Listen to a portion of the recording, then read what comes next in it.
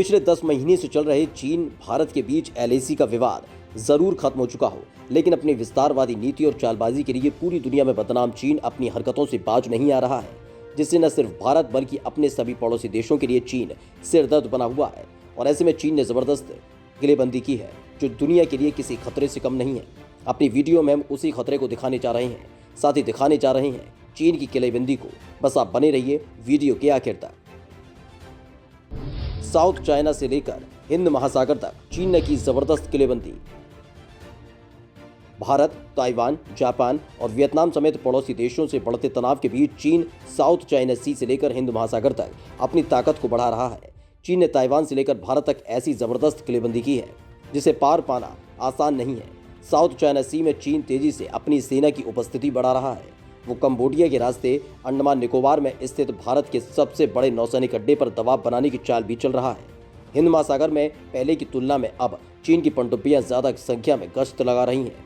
हिमालय के क्षेत्र में भी लद्दाख से लेकर अरुणाचल प्रदेश तक चीन कई सैन्य ठिकानों को तेजी से अपग्रेड कर रहा है। चीनी सेना के टॉप मिलिट्री जनरल जू कीलियांग ने हाल ही में ऐलान किया कि युद्ध के बढ़ते खतरों के बीच उनका देश अपनी सामरिक ताकत बढ़ाने में और खर्च करने जा रहा है।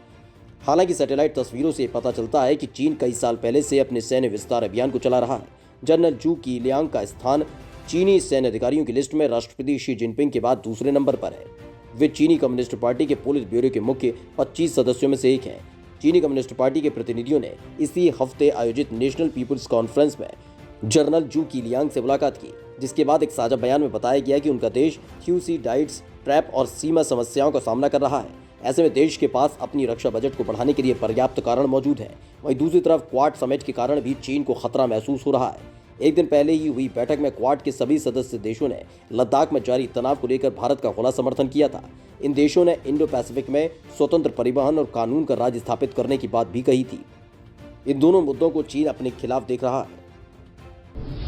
आखिर क्या है थ्यूसीडाइड्स ट्रैप? दरअसल थ्यूसीडाइड्स ट्रैप दरअसल एक ग्रीक दार्शनिक थ्यूसीडाइड्स का विचार है। इसमें कहा गया है कि बढ़ती हुई शक्तियां हमेशा घटती हुई शक्तियों को संघर्ष के साथ खत्म करती हैं। इसमें अमेरिका को घटती हुई ताकत और चीन को बढ़ती हुई शक्ति के रूप में दिखाया गया है। चीन ने इंडो पैसिफिक में अपनी बढ़ती महत्वाकांक्षाओं की वजह से भारत ही नहीं बल्कि Japan, Taiwan, Philippines, Malaysia, Vietnam और इंडोनेशिया के साथ सीमा विवाद को भड़काया। यही कारण है कि साउथ चाइना सी से लेकर हिंद महासागर तक चीन अपनी ताकत को तेजी से बढ़ा रहा है। इसमें समुद्र में नए कृत्रिम द्वीप बनाकर उसे मिलिट्री बेस बनाना या गरीब देशों को कर्ज के जाल में फंसाकर उनके यहाँ सैन्य अड्डा स्थापित करना शामिल है। यही वजह है कि राष्ट्रपति शी जिनपिंग अपनी महत्वाकांक्षी बेल्ट एंड रोड इनिशिएटिव को काफी महत्व दे रहे हैं। चीन के चक्कर में एशिया में न केवल श्रीलंका बल्कि लाओस और मालदीव कर्ज के बोझ तले दबे हुए हैं। श्रीलंका में तो चीन ने हम्बनटोटा पोर्ट को 99 साल की लीज पर ले लिया है। वहीं कंबोडिया में भी चीन ने मिलिट्री बेस बनाकर भारत को अंडमान सागर में घेरने की चाल चली है। चीन ने साउथ चाइना सी में अपनी ताकत में किया जबरदस्त इजाफा। दोस्तों, चीन को सबसे ज्यादा खतरा साउथ चाइना सी में ताइवान, अमेरिका और जापान की उपस्थिति से है। यही वजह है कि चीनी सेना इस इलाके में तेजी से अपनी सामरिक ताकत को बढ़ा रही है।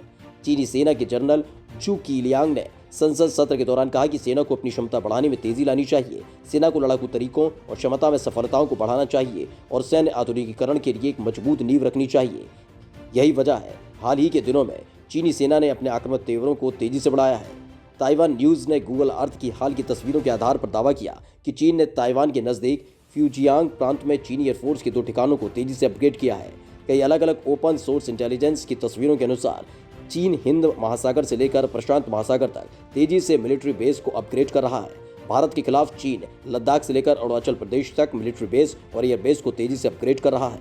हाल ही के दिनों में कई ऐसी रिपोर्ट्स आई हैं जिनसे पता चला है कि चीन ने भारत की सीमा के नज़दीक कई नए मिलिट्री ठिकानों को बनाया है जो युद्ध के समय उसके काम आ सकती है। लद्दाख ही नहीं, अरुणाचल प्रदेश को भी लेकर चीन के साथ भारत का विवाद है। ब्लूमबर्ग की एक रिपोर्ट के अनुसार कंबोडिया ने अपने इस नेवल बेस को 99 साल की लीज पर चीन की कंपनी तियानजिन को दे दिया। ये कंपनी इस पोर्ट को विकसित करने के लिए $3.8 अरब का निवेश करेगी। इस समझौते के तहत चीन की नौसेना इस ठिकाने को अगले 40 सालों तक इस्तेमाल कर सकेगी। ये कंपनी पास के हवाई अड्डे को भी विकसित करने की योजना पर काम कर रही है।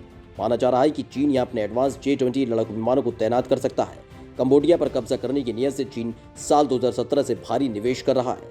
वर्तमान समय में चीन ने कंबोडिया में लगभग 10 अरब डॉलर का निवेश किया। इतनी बड़ी राशि को चुकाने में कंबोडिया जैसा देश नाकाम हो गया है। इसी की वजह से उसने चीन की बात मानते हुए रीम नेवल बेस को गिरवी रख दिया। वहीं चीन पहले की तरह इस बात से इनकार कर रहा है कि उसने कर्ज के जाल में फंसाकर कंबोडिया से ये पोर्ट हासिल किया है। चीन को पोर्ट दिए जाने के बाद विरोध को देखते हुए कंबोडिया के प्रधानमंत्री हुन सेन लगातार सफाई दे रहे हैं। उनका कहना है कि चीन केवल इस नेवल बेस पर आधारभूत ढांचे का निर्माण करने जा रहा है। हुन सेना ने राजधानी नोम पनेह के पास एक चीनी स्वामित्व वाले थीम पार्क के उद्घाटन समारोह में कहा कि अन्य देश भी इस पोर्ट पर अपने जहाज़ों को ठहराने, ईंधन भरने या फिर कंबोडिया के साथ संयुक्त अभ्यास करने की अनुमति मांग सकते हैं।